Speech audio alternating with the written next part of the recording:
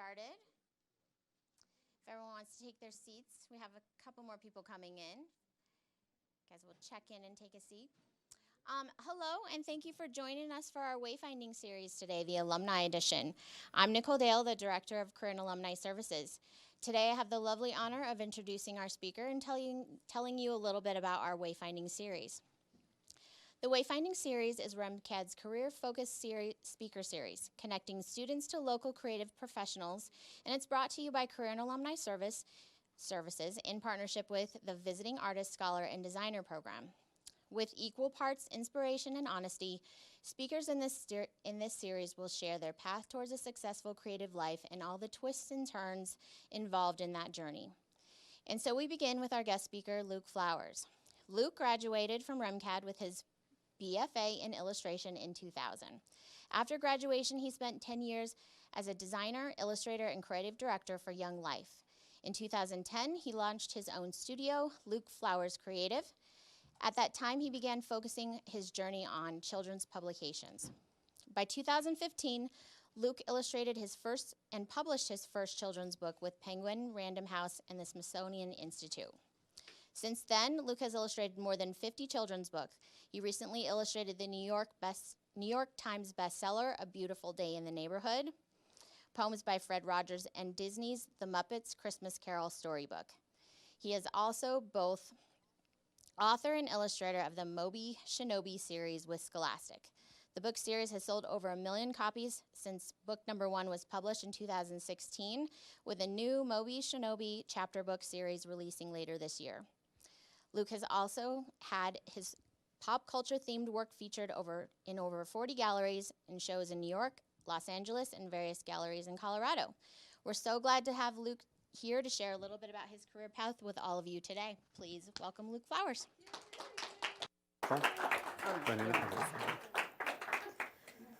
All right, well, that was it. That's pretty much the story. So any questions? That's pretty much the entire overview. These are kind of a smackling of random social media avatars I created over the years. It kind of shows a little bit of maybe the evolution of some of the styles I've gone through, which is kind of the theme of the work today. It's been sort of, if I looked at my creative career, it looks more like a New York subway map of different directions and trying this and trying that and failing here and a little success here. And so it's been quite the journey since 2000, which is nearly 20 years ago. So that's a little scary to think about. Most of my old archives, I would share some RIMCAD work, but it's all on old zip drives that I can no longer access, so probably have to dig that out somehow.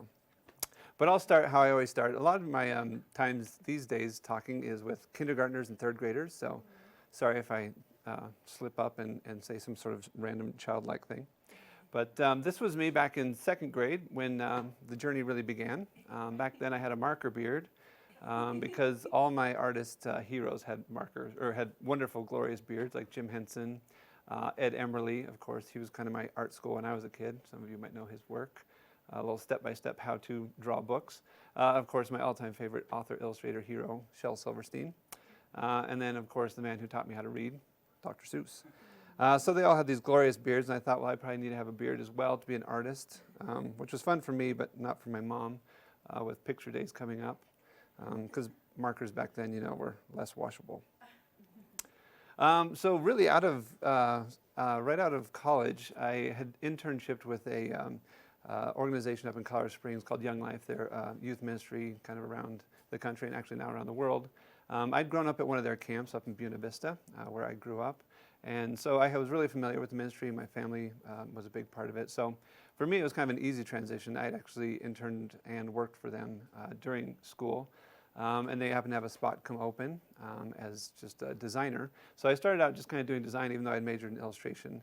I had just recently got married, so I needed to pay some bills, and doing design work was kind of the way to get that done. Now, I had majored in illustration, so most of my background was in traditional illustration. I really had no clue how to use, at the time, Cork, and InDesign was just sort of making a big splash. And really even Photoshop. I hadn't done a lot of digital illustration as well. So it was kind of a just say, yes, I can do it, and figure it out as I went along, and then spent 10 years there kind of doing that. Actually, almost 3 months into the job there as a designer, their lead designer kind of got into some hot water. And they said, would you like to be the lead designer? So of course I just, as I've done throughout my career, just say yes and then figure it out as I go. So I said yes and spent 10 years there. And the hard thing about this was that it was a really great ministry to work for, and I enjoyed it. It was just a lot of the kind of stuff I wouldn't have normally wanted to do. A lot of it was photo-based, and I really wanted to do illustrations, so a lot of times I was kind of trying to find any way that I could get illustration work done. And it was across the board. It was, you know, posters, annual reports, magazines, anything you could think of for some large organization. I was trying to create it and try to do something creative with it, but it was pretty conservative. So these are just some of my more favorite ones from that time there. But to try to cover 10 years in a couple slides here.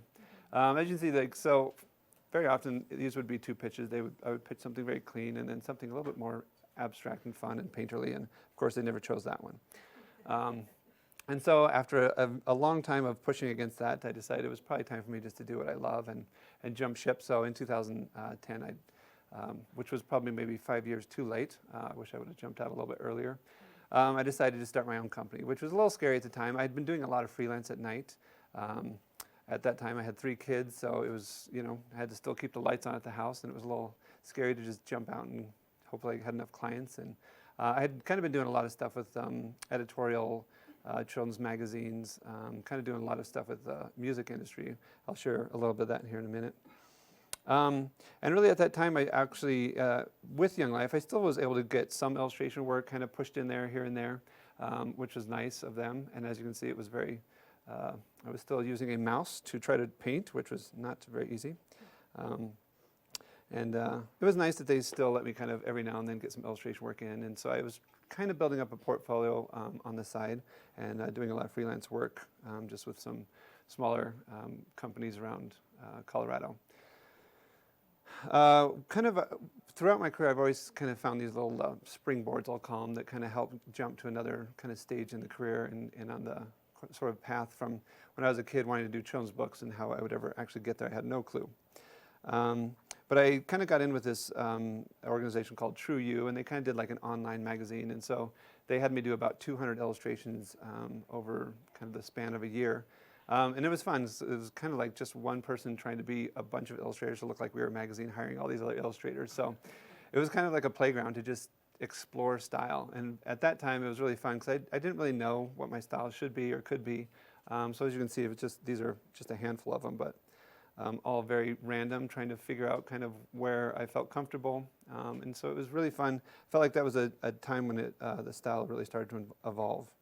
I'm going to do the kind of cheesy, let's see, just kind of scroll through some things rather than show a bunch of PowerPoint slides. This guy went away here.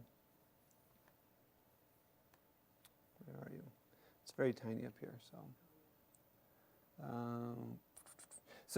Just real quick, I'm going to just jump through these rather than have a bunch of slides. I think that might be easier. So as you can see, and they're going to be real small and random, but it was 20 years worth of work here trying to just get into the archive. So I just pulled a random smackling of, I was just doing anything I could at the time. It was ads that would come up. I was doing a lot of weird ad stuff. Started to do a little bit of illustration work for some magazines. Again, it was just an exploration of style, still trying to really figure out, one, digital illustration. I was just kind of really starting to get into using Photoshop, and there was still a lot of, and Photoshop brushes were not very readily available at the time, so I was still using a lot of textures and a very clunky process to kind of get a painterly look that I was trying to find that wasn't easy to access at the time. But still, it was kind of a season of just trying to evolve and figure out style. As I said, I kind of was trying to really get into the music industry as well at that time. Did some stuff for different bands. Gregory Alan Iskov was one of my favorites, just to kind of do some shirts and graphics for him. I did start to do a little bit of book cover work, but again, it was just with some smaller publishers. It was really all over the map at this time, and it was really just to kind of figure out any client I could get. And I was still really trying to figure out how do I even get to doing children's books, because that was kind of the end game, but I really had no idea. But as you can kind of see, there's a little bit of, I think my style always kind of leaned towards a whimsical nature, and so that was kind of always the underlying element that I felt most comfortable going with. But again, a band would come to me and say, hey, we like this look, we'd seen some illustration you've done, and would you mind doing that. I did a lot of really random logos at the time. This was a real highlight, just say banana. And then, of course, the app craze came along, and I got hired to do a really ridiculous app that was supposedly going to be a huge hit, which was not, but it was a fun exploration of characters. So again, it was just sort of slowly kind of making some progress towards a direction I was hoping to go in. And a lot of great opportunities. It was just a really good time to just kind of continue to evolve. A lot of networking as well was going on at that time, just kind of getting to know people in the industry that would kind of help out and kind of give me some direction. But still, I felt pretty on my own, just trying to figure out where to go with a lot of it. As you can see, it's still very random. This one actually got into the Communication Arts Annual, the Illustration Annual, which was kind of exciting. Again, it gave a little bit more bigger exposure. Did some beer labels, which of course is a great path into going to children's books, doing beer labels. Anything I could get was kind of the plan of attack at that point. I was all over the map, literally, doing a bunch of maps for real estate companies.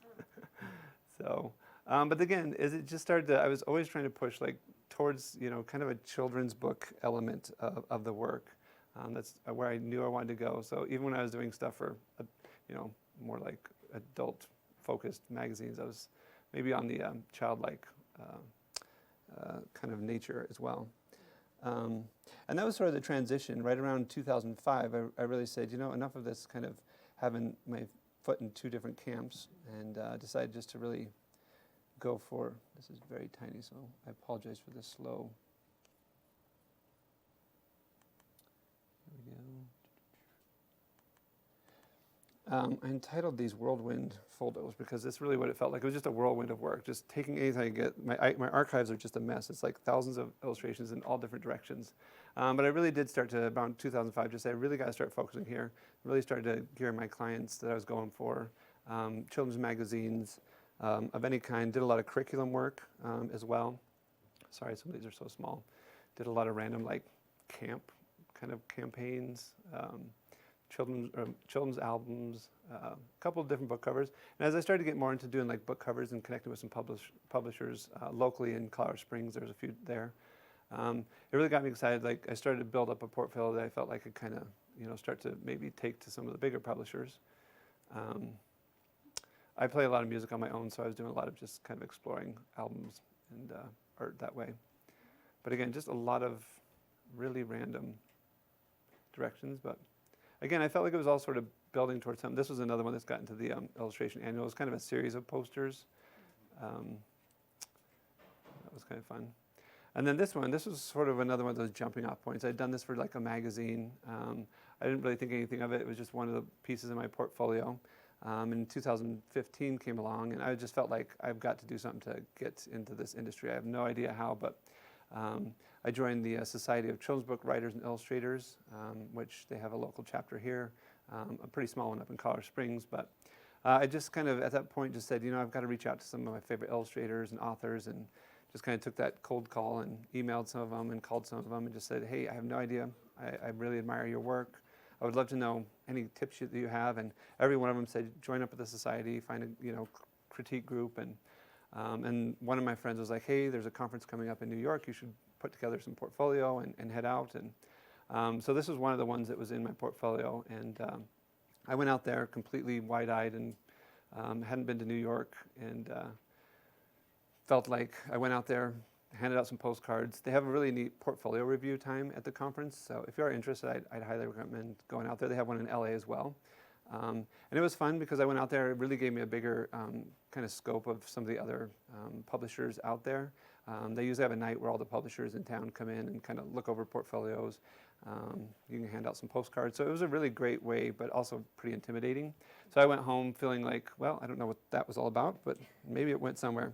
And then about 3 weeks later, Scholastic called me and said, hey, we saw this little character. We picked up your postcard, and we'd love for you to do a book series for us. So again, that was one of those moments that just felt like a jumping off point. At the same time, I got kind of connected with Highlights magazine, which was, again, good exposure. Was able to do a lot of stuff, and it really started to kind of build up my kind of children's book kind of portfolio, and that really helped. I'll talk a little bit more about the Scholastic book series in a moment.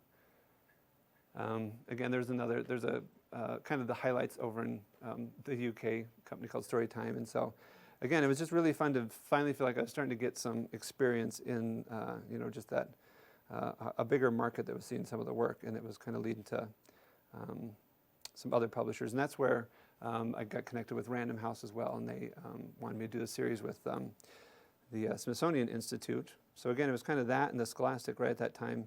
I had done some really small self-published books just for friends locally. So I had a few pieces that I could do to put into my portfolio. But again, the hardest thing for me was just consistency with getting into children's publication and being able to actually complete an entire book. So I'll jump back to the books here in just a moment. At the same time, I just had a real big interest in just doing some pop culture stuff. It was kind of at the nights. I would usually do kind of client work during the day, and then I would just do kind of whatever I wanted, keep kind of developing style at night. And a lot of it was just, favorite characters, pop culture kind of stuff. And that was another, probably one of the bigger kind of jumping off boards, a springboard. I'll kind of show here. Sorry, these previews are kind of small. This was one of the first shows. Nickelodeon was doing like a 30th anniversary for the Ninja Turtles, and a friend of mine was curating a show out in New York, and he said, "Would you want to come out?" I had no idea. I'd never, been. This was actually before or after I'd gone out to SCBWI, and so I was a little unfamiliar with the gallery scene out there, completely oblivious again. Didn't sell a lick of prints, and so I was a little discouraged, but I thought, I really enjoyed it, so I kept going, did some stuff for Book of Life shows, and so then I just started to get a little bit more invites to different shows and different animation studios out there that had seen a couple pieces and wanted me to do some. So like for Guillermo del Toro and Warner Brothers. This one was for the Jim Henson company, and this was kind of a fun one. I did a couple of years back, and then just recently the Jim Henson company contacted me about turning that into a children's book. So again, it was just stuff I was doing for fun, kind of stuff. I just decided, I'm just going to do the kind of things I would enjoy. I loved alphabet books as a kid, so why not just see if anybody else out there enjoys them? And so it's been fun to see how those have actually connected to other publications as well. So these are just a bunch of really random. That one was kind of fun. Ben Stiller came to the show and picked it up and kind of tweeted about that. It was kind of fun. But again, it's been fun. Again, I'm just exploring different styles and ideas and starting to kind of hone in on kind of a look. But I still just enjoy kind of trying a lot of different things.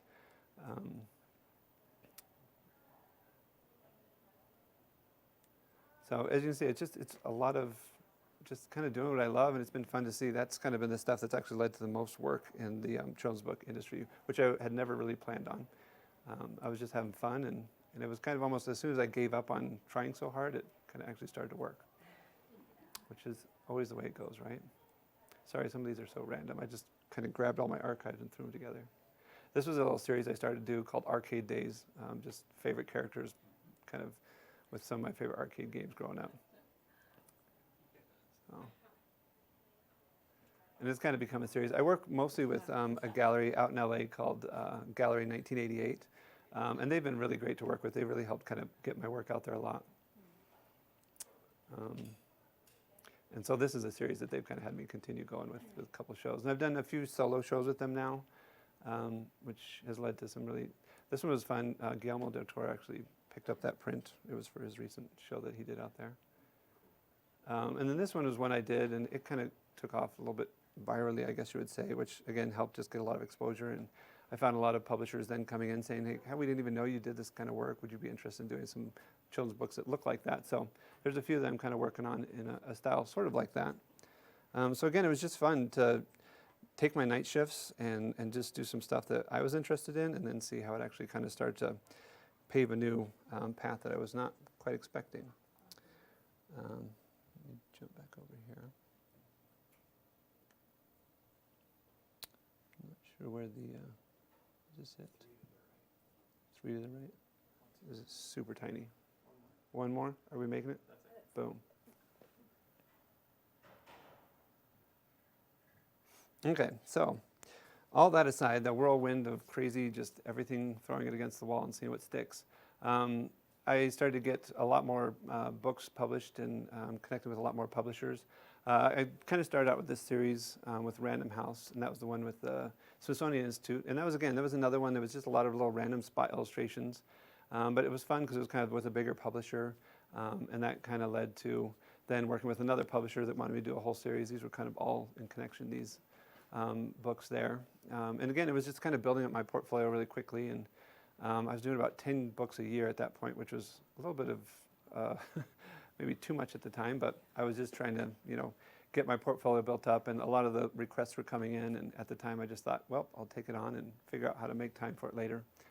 And then I started to kind of do another little series of board books. And then I really started to kind of go away from some of the smaller publishers and try to focus on doing just a little bit more with, single picture books. And so one of the bigger ones that I first started out with was One More Dino on the Floor by Kelly Lyons. And that was fun because that was actually the first big picture book that I worked on and just kind of developing characters for. And then beyond that, I just, then it kind of, again, once I kind of started to say, okay, I'm just going to focus here, get some focus, then I started to get to a few more just picture books with some of the bigger publishers out in New York. And then Little Golden Books is like a series that I just grew up loving. I have like a stack of about 500 of them in my office. And so it was fun to, it was kind of one of those bucket list items, and they contacted me a couple years ago to do a series for this Nickelodeon show that was kind of fun. My kids were really into it at the time, so it was fun. We had the toys around the house, and doing the books and the toys at the same time were fun. And then this one is one I just recently did for him, which one of my favorite characters, again, Paul Bunyan. And then I started doing, this is kind of a random one, the Minecraft series. I usually always tell artists to, do the kind of work that you love. But I do a lot of like school visits, and every time I went into a school visit, a kid would say, do you do any Minecraft books? And I would always disappoint them and say no. So Random House came to me and said, are you interested in doing Minecraft? And I said, well, I'm not, but I will. And so my kids gave me a crash course in Minecraft and completely overwhelmed me, and I pretended I knew what I was doing and created this series. It was kind of fun. It was a different kind of avenue of doing black and white, and it was like 100 and some illustrations, a little bit different. But it was kind of fun just developing a series that I didn't really know a lot about. So jumping over to, I had mentioned that little ninja guy, the spy character. That was, again, probably one of the moments. I'd always grown up, like a lot of us, with Scholastic book orders. And I always wished I could work with Scholastic. And I knew that they were great with getting people into schools. And I really wanted to start doing more school visits and connecting with kids and actually, sharing and inspiring them, not just sitting in my creative cave all day. So they asked me to come up with they just knew they wanted a book series about ninjas. Ninjas were a little popular at the time. And so they said, just do whatever you'd like. Here's a blank piece of paper. And so it was fun. I just kind of kicked around a couple concepts for them, and this was the one that stuck. It's about a little kid that kind of like just runs around his neighborhood. Kids are always like, why doesn't he go to school? Why doesn't he have parents? And it's like, well, it's a book, you can do whatever you want. There's no danger. There's no stranger danger out there. So, and it was fun. It was just kind of come up with a concept, and so he kind of goes around, makes a bunch of mistakes as he, tries to use his ninja skills on the job at the time, and kind of bungles it the entire time until finally a ninja skill saves the day. So we started out with 3 in the series, and they did really well, and so they asked me to do 2 more, and those did really well as well. And so they just recently asked me to do a chapter book series, which again, it's kind of in the same vein. They're easy readers, and I had kids bringing home easy readers, my 3 kids, all the time, and I was like, anybody could write these. These are completely easy. And then I had to write one, and I was like, oh man, what an art form that is. Because it's really hard to simplify and think about what kids are going to stumble over, and they're just learning to read at the time. So for me, this was actually a really big game changer, because at the time I was like, oh, I just want to do children's books that are like award winners and on the shelves of adults that care about, how cool and, how artsy a book is. And it really reminded me of like why I actually got into the industry. So this was kind of a humbling series to go back to and just, be writing for kids, think about these are the kids that are actually going to be reading and learning with these books. And it's been fun just to see how kids, they'll come up and say, this is the first book I've read the whole way through. And so for me, that was a really good reminder and kind of really helped me change my focus on what I wanted to do with children's books. So again, this is kind of fun. This is a new idea that they've come up with of just kind of doing chapter books, but still in the easy reader format. So they're still just 2 lines per page, but now they're 64 pages. So it's like doing 2 books, which I normally do at once. So they are a bit of a challenge to get done. I just there's 3 in the series so far, and the first one comes out next month. Another one that was really fun to work on recently was Unicorn Day with Diana Murray. And again, this was one that made it to a bunch of indie bestseller lists and has done really well. And it's been neat because it's just kind of a story about acceptance. And it's been neat to see how kids have come up and said, wow, this really meant something to me. Or a parent said, wow, we were really trying to wrestle with a topic like this. And again, I put this really random unicorn bearded guy on the side because I had just done that for a funny avatar on Twitter. And they happened to see it and they said, looks like you like to draw unicorns. Do you want to draw a unicorn book for us? So again, you just don't know where a job is going to come from. So do what you enjoy and you just never know. Which again brings me to the next one. I've been a lifelong Muppet fan, and so I'm always doing Jim Henson tributes on his birthday and on the day that he passed away, or just different milestones for the Muppets. And so they, over time, just on social media, the publishers, this was with Inside Editions, out in California, they happened to see some of my gallery work that I was doing and some of the online stuff and said, you know, we're getting ready to do a Muppet book here and we maybe want to do a series of them if you'd be interested. And so, of course, fell out of my chair, picked myself up, and then, you know, was eagerly excited. The funny thing about this was, as I've gotten into doing more pop culture stuff, it's been a bit of a challenge because it's a lot more tightly controlled.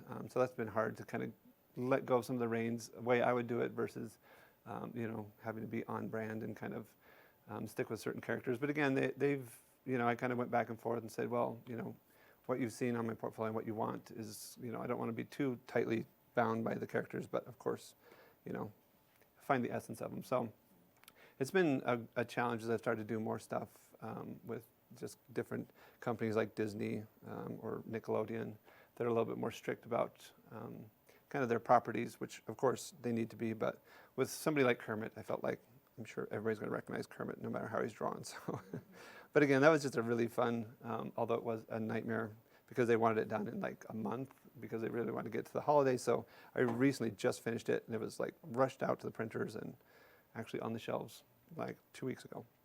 So normally a book project will take like a year. So it's like I'll illustrate for a month or write it if I'm writing it, revisions for a month or something, and then it actually lands on shelves about a year later. So this was this one, and then the next one I'll talk about is, I guess my new trend is now just to rush through books. So that's my life now. So I don't really sleep anymore, which we'll talk about later about self-care, which is a new lesson. So again, A Beautiful Day in the Neighborhood with Mr. Rogers, growing up with Mr. Rogers and just loving his message, and then now kind of seeing this resurgence of interest in him has been really fun. And Quirk, again, they had seen some of my stuff out in Gallery 1988 and said, you know, we see some of your stuff is very pop culture, and they kind of have a lot of pop culture books, Quirk Books does. And so they said, have any interest in doing Mr. Rogers? Of course, fell out of my chair again. I fell out of my chair all the time, I guess. And said, of course, I would love to do this. And they said, now, can you get it done in a very crazy amount of time? And I said, how many illustrations is this? And it was like 80 pages. I, of course, said, yes, I'll do it, without really knowing how I was going to do it. It was right around the holidays. My family was like, Merry Christmas, kids. Your dad's not going to be around. But it worked out in the end.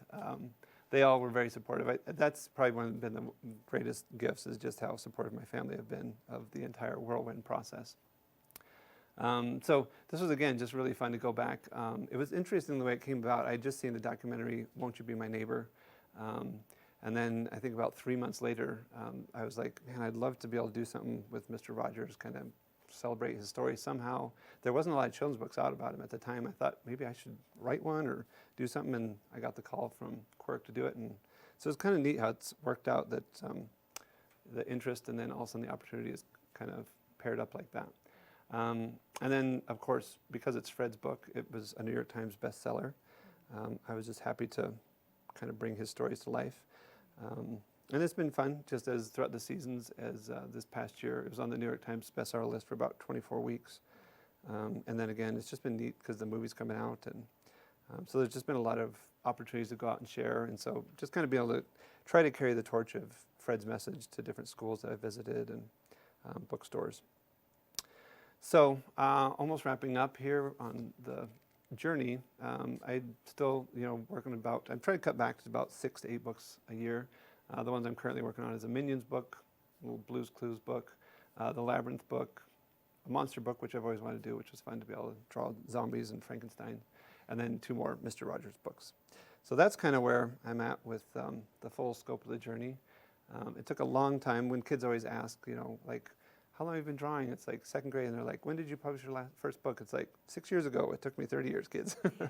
But I think that's a good perspective, because I thought for me, like, oh, you just sit down, you write a book, it happens, everything works out well. So it's been a journey, and having a family is another challenge, just to try to balance workload and being present.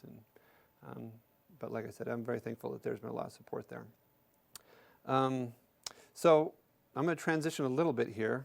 As I've said, I mostly talk with kids, and they asked me to kind of give a couple pointers that I would say, some lessons for taking to the road. And because I grew up with Sesame Street, and that's how I learned all my best life lessons, we're going to kind of go back to Sesame Street mode. And I'm going to have some friends help me here. Because I've always wanted to be a puppeteer, and this is what I do at school events, so I'm going to use my puppets to do it.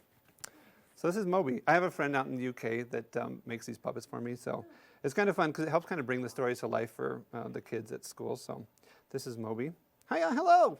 And that's kind of how he talks to kids. So he's going to give us our first letter. Oh, the letter R. R is for reach out. Oh, you're such a smart ninja. So what I mean by reach out, and that kind of goes back to, I'm going to let him take a little break now.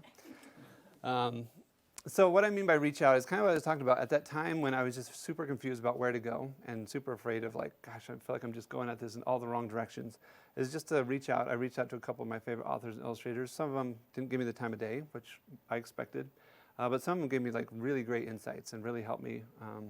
So I would always encourage people not to be afraid of, it might be somebody who you think is maybe untouchable or at the top of the game.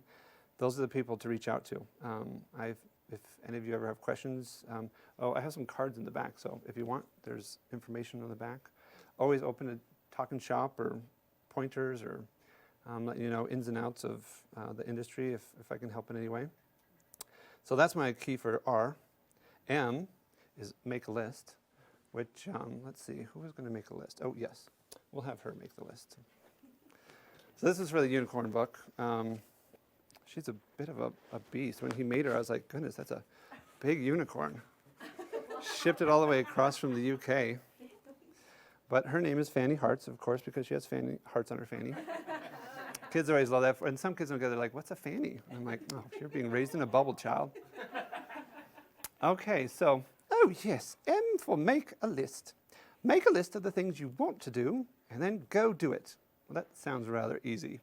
But for me, that really was one of the keys. I just made a list of clients I wanted to work with, projects I wanted to do. And it's actually been interesting. I mean, I had Jim Henson on there, Disney, working with a Muppet book, and how many of those have kind of come about, not by anything I've really done specifically, but it's just been interesting to see. It's almost like just having that energy out there. I don't know if that's how it works, but just it's been interesting. And the neat thing is the list is always growing, is I think this is how, these are the ones I want to go to. It's kind of been adapting and kind of evolving as I've gone. Thank you, Fanny. Of course, this was one of my first ones I ever made, so he's a bit wonky, but oh yeah, community's key. So he's kind of a silly, he has the pea brain of a dinosaur. But you're right, community is key. And what I mean by that is, just taking that chance. And social media has been huge for me. I think most of my work came at the very beginning by just doing social media, posting stuff, random stuff, and just connecting with a lot of editors, art directors that way. Again, just following a lot of art directors and editors that you want to work with or publishing houses. And then, like I said, going out to that conference, I went out in 2015. I've gone out the last 4 years. And it's just always, again, a great way to connect with new publishers and people in the business, but also just other authors and illustrators and be able to tell our horror stories, which is always helpful to know that you're not alone in it all. And of course, I'm going to use Kermit for this last one because this is my Kermit from when I was a kid. Hi-ho, Kermit Frog here. A is for artistic style, which you have no clue about. That is true. I do not. But that's the fun thing about it. That's what I kind of want to remind everybody about, is that I know when I was growing here, they pushed on us a lot to just find a style, stick with it. And I agreed at first, but then as I got along in the game and realized that that was no fun just to have one style. So I might be ruffling feathers, but that's my belief. And I go back to Fred. One of my favorite things about Fred, one of the episodes, and this is the last page in the book, and in this episode where he sits down, he just draws just for the fun of it and says, obviously I'm not a very good artist, but I enjoy the process. So if you're enjoying the process of what you're creating, a technique or a style or just finding out something different, go with it until it's not going anymore. And that was really for me just exploring and finally finding a style that I feel comfortable with. I think most of them start to look like this because that's probably the style I finally ended on. It's almost Little Golden-esque kind of place, which is the books I grew up with. And D, I'll talk about this one because this is probably the one I'm working on the most these days. D is for don't forget self-care. I think as, in the industry, especially I have a lot of friends out in the animation industry as well that are just grinding ourselves down for our dreams, which I think is key. Definitely have seasons of sacrifice, I like to call them, where maybe it's to just get to that next level, just push a little harder for a couple, weeks, months, whatever it might be. Give up binge watching. It's very hard when Disney Plus unlocks the vault, and now I don't want to do anything but watch TV. But just to remember about taking some of that time. When I get stuck, just getting out and doing a walk, or I spent a lot of time sleeping on the office of my floor or on the couch for a lot of things. And in the end, I was like, gosh, that was just to get more work done that didn't need to get done at the time. So just to find that good balance, I would encourage everybody, that's one of those things so you actually can have some longevity. I had hair and I didn't have a gray beard when I first started this 6 years ago, so it's taken its toll rapidly. So that's just sort of more of a takeaway, as a warning as you enter into your career, to make sure that you pace yourself. I think at the beginning I was really just full force going at it 100 miles an hour when I didn't totally need to, in a lot of the wrong directions. So just remembering self-care is key as well for some longevity if you want to be doing this when you're old and gray like I am. I think that's pretty much it. That brings us back to the beginning. So just remember your RMCAD. If you didn't notice that, those were the letters. RMCAD. Brings me back to where I learned it all as well. So I know there was a kind of again, whirlwind. That's what I do. If you do have any interest in seeing the books, I brought a couple of them here if you want to just look through the interiors or whatever. Again, like I said, I have these postcards back there. Take as many as you want. They're just kind of all random covers. And if you don't have questions you want to ask now, but maybe want to ask it later when you get home or later in the school year or whatever. But if you do have questions, I'd be happy to answer or do my best. We have to just wrap up for folks to get Sure. classes and stuff, but Luke is going to stick around, so please do stick around, chat with him some more. And then I'm going to just invite you all to come back to our next Wayfinding event too, just a reminder before we officially wrap up. We're going to be hosting graphic designer Larry Olson back here for our Wayfinding series on December 5th. So we'll be excited to see you there. But yeah, please stick around and ask some more questions. But let's give it up to Luke one more time. A man who knows how to have a good time. Thanks for coming out. I didn't even introduce myself Oh. before. Sorry, Yeah. Luke, to spring up on here Oh, with no, it. no.